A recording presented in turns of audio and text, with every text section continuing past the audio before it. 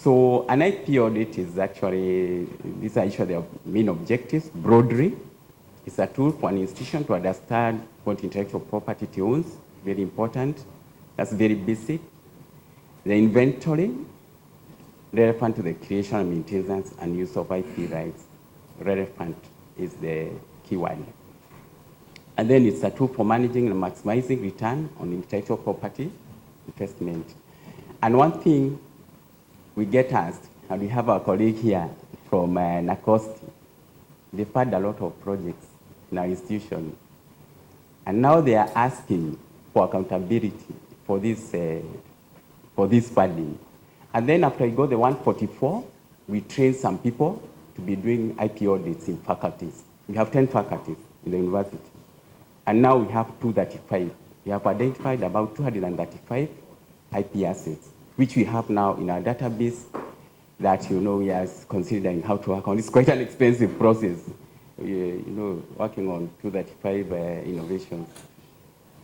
So there are two levels of an IP audit, institutional-wide, and also for a project. For a project, these are the issues that you consider.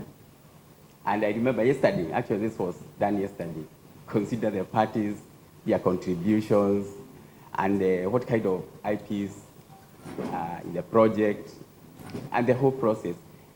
Then there's the whole institutional IP audit. And please do not underestimate the audit of a project. For me, it's much more complex. Auditing a project is much, much more complex even than auditing a whole institution. It's very, very complex. And as you saw yesterday, you can have information and then you're not going anywhere. And I give a practical example, which is ongoing right now for institution. It's a project that was done, but I won't mention the parties because that's an ongoing case. It was done between University of Nairobi, a university in South Africa, and a university in Switzerland, and even a university, I think, in Togo. There are quite a number of countries. So that was done in 2008. We didn't have an IP policy by then. So the people in Switzerland, let alone, refined the product, and they actually want to commercialize now. So the PI has already left the University of Nairobi. Now the university in Switzerland, because there was some genetic materials which came from here. Actually, they came from Kilifi, somewhere near here, the genetic materials, and they were shipped to Europe. So in Europe, they are very strict. If you are going to commercialize something that has to do with genetic resources, you have to follow the Nagoya Protocol. You have to follow the Nagoya Protocol, requirements because of the origin of the materials. So now they have gotten back, but they came through our government. And they were requesting now that all the process should be formalized and should be given a clean bill of health from Kenya. So now that came through a CS. A CS is like a minister in our country. I mean, it's like a minister, maybe in your country. I don't know how a minister or a permanent secretary. So now we were called about 2 months ago. A team was formed. NACOST was there, Kenya Wildlife Service, NEMA. NEMA is the National Environmental Management Agency, National Museum. So a team was formed. And we went and locked ourselves for 2 days somewhere in Machakos, that's a town. For 2 days, and we couldn't be able to unravel the whole thing. It is so complex. But we made some recommendations. But the good thing, and it also surprised me because I was given the task to call the PI. When I called the PI, she is not even aware that her work is being commercialized. And then she was just happy. But the issue is, I asked her, well, even the original document we can't get, the original collaboration agreement. It's so complicated. So now we are looking for all these documents. And but the issue is that we have made recommendations, and what we are happy about is that at least the University in Switzerland has contacted us. So we are at least going to get some benefits at the end of the day. That's where, at least, that is the positive in the whole thing. But what I'm trying to say is that project audit can be very, very complex. And The most important thing is due diligence. I would advise that all of you who get involved in projects, please have due diligence right from the start. The IP crosses, the documentation, if there are genetic materials or any kind of material to be transferred, just due diligence. That's very, very important. Because to unravel after everything is done, it's very, very complicated. PhDs, masters, bachelors, you do dissertations or thesis, and the institutions sometimes store this in their institutional repositories if they have. So is it owned by the student or it should be owned by the university? Okay, thank you. Actually, for us, everything belongs to the university first. But the IP policy is very fair. It actually also says if the university cannot commercialize, immediately they release the rights to the inventor, which we do a lot. Because sometimes you can find somebody, especially the young students with this application software. They move very fast and you get some things, they start even getting money.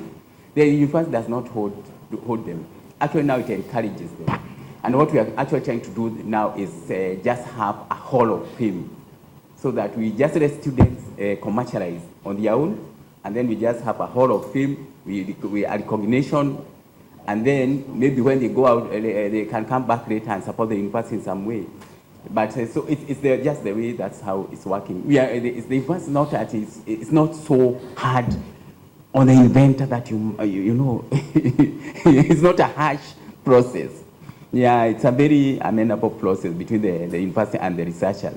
Just wanted to mention that for passing. Yeah. So I'll give a background and so that you can see where I'm coming from.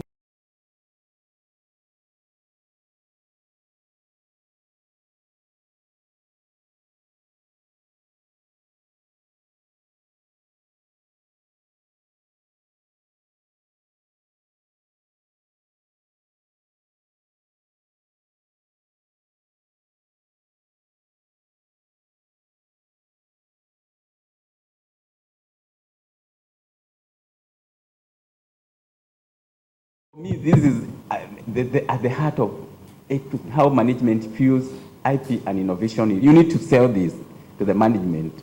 And as my colleague said, if you put IP issues a small office somewhere, and that's what a lot of institutions tend to do, they add a research somewhere, they put it, maybe they see someone who has an interest, sometimes an interest in IP, then they put it there, or they are just, that person is a researcher, and then they just put it there.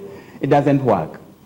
And maybe it's just a scientist who is also very busy doing their own things. It doesn't work. So that is, for me, that is at the heart of, this issue of IP. And then, of course, whether the institution collaborates with the outside when doing research. And that is also very serious because there are many things. Our institution, I know we have so many things because we are very heavy on sciences, health sciences, engineering, science and technology, and agriculture, all those things.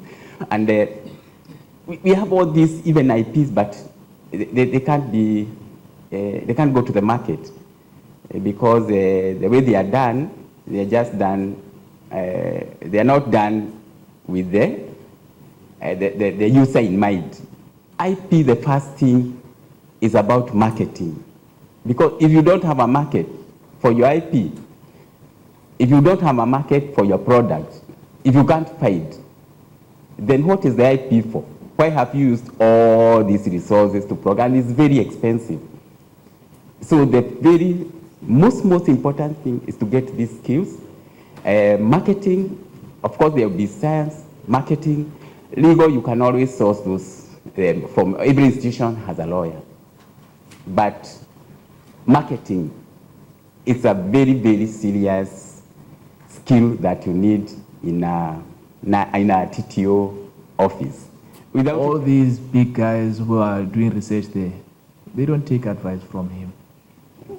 They look at him as a young boy who doesn't know anything. He's not a doctor.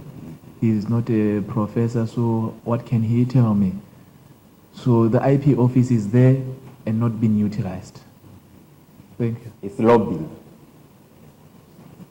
20% is only the actual work, these technical issues and all that. 80% lobbying. So you need to be able to lobby management. You need to be able to lobby industry.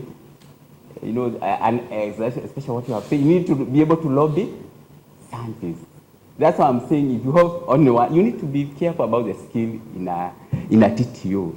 Because 80% of the work of a TTO officer is lobbying. That's why he has that problem.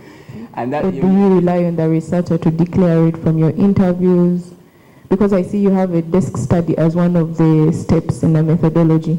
Do you go reading every research publication, the MSCs, every presentation, and then identify potential IP in there? Because that would mean then you have to go through databases, IP databases, to check how deep is the IP audit.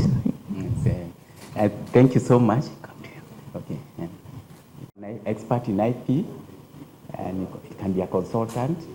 Can even sell someone from outside the country if the resources are there. And then you need to have the data collectors, very important, and you train them. Can even have students, but now you need to train them. And then you have data analysts, the people who can analyze data and information. I don't know whether that answers the question. Okay.